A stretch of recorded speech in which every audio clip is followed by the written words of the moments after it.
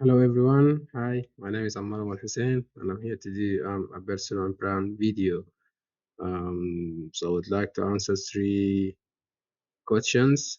I've picked the questions and I'm gonna give the answers. So the question number one is why are you suitable for the job? Um, I would say I believe I'm suitable for three key reasons: my experience, my skills, and my knowledge. For my experience, we can start with my experience firstly. I've worked as an administrative assistant and a gatekeeper at CGTN, um, which has given me first-hand experience in office management and stakeholder maintaining professional standards in fast-paced environment.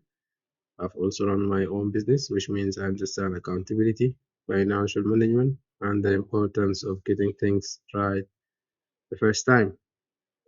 Secondly, sorry, um, my CV highlights my skills. My CV highlights a range of transferable skills. I'm technically proficient. I use AI tools, understand SEOs and digital marketing. I'm comfortable with Excel and data entry, but I also have strong people skills.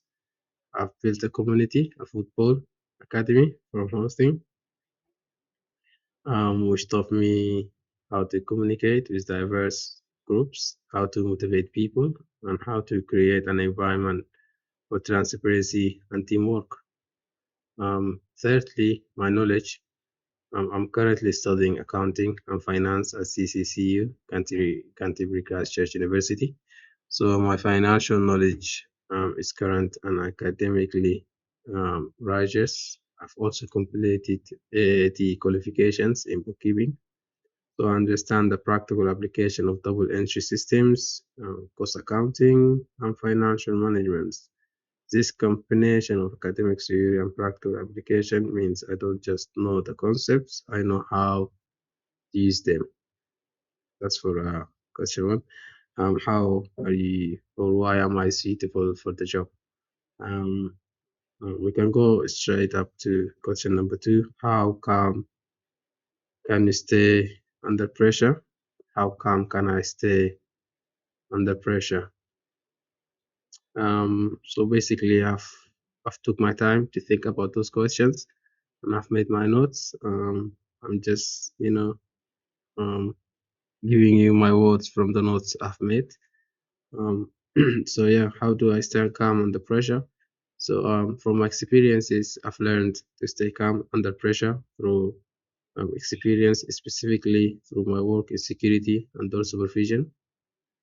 There have been numerous occasions where I've had to manage difficult situations. I've worked in nightclubs, festivals, and large retail environments where tension can run high.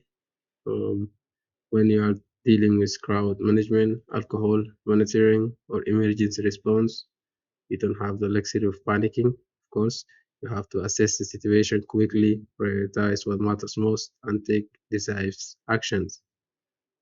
One thing that helps me is preparation. Before any security shift, I always review the risk assessment. I think through potential scenarios. That mental preparation as well means that when something does happens, thank you very much, and I'm not encouraging for it, and I'm not encountering it for the first time. I've already thought about how would I respond. I also believe in the power of breathing and perspective. When pressure mounts, I take a moment to step back and ask myself, what's the worst that can happen? Or what's the most important thing to focus on at the moment? The simple act of reforming helps me stay grounded and focus on solutions rather than problems. So my key is to focus on solutions and try to find solution rather than thinking about the problem. That's my answer for question number two. My question number three I picked would be, a colleague has a mistake at work, but as you are aware, only you have spotted it. What do you do? So one of my colleagues has made a mistake, and I'm the only person who spotted that mistake. And how would I react? such a thing. Okay.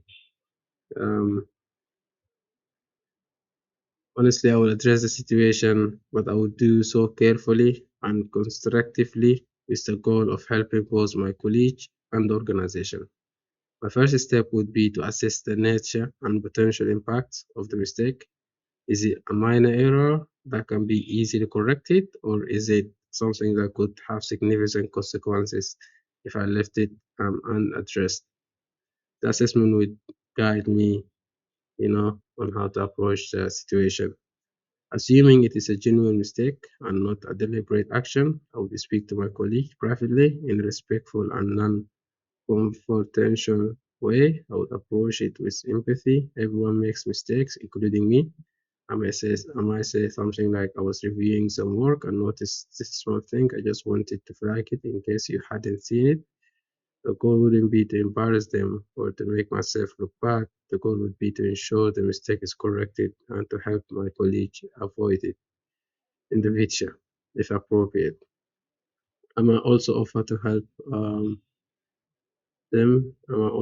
help them fix it or suggest a way to prevent similar errors going forward. If the mistake had wider implications, um, I would encourage my colleagues to report it to our manager together, framing it as a learning opportunity rather than a failure. Of course, in my experience, most people appreciate being told privately rather than having their mistakes exposed publicly. It builds trust and it creates a culture where people feel safe admitting errors and working to fix them. Thank you very much, and hopefully I can hear from you soon. Bye bye. Take care.